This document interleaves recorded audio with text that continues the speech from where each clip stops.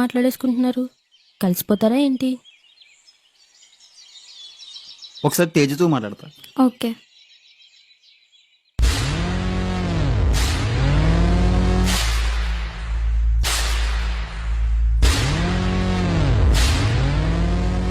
ఎయిర్పోర్ట్కి షిప్ రాదన్నాక తేజు,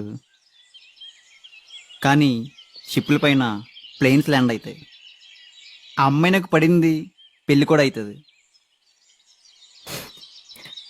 నేనుండగా అది జరగదు మురళి. ఇది 2025 మురళి. అమ్మాయి లైఫ్లోకి రావడం అంత ఈజీ కాదు.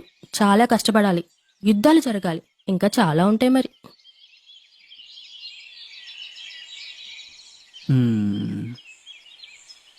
ఆ అమ్మాయి ఓకే చేసిన తర్వాత ఈ అమ్మాయి ఎవడన్నారని తగ్గేదేలే.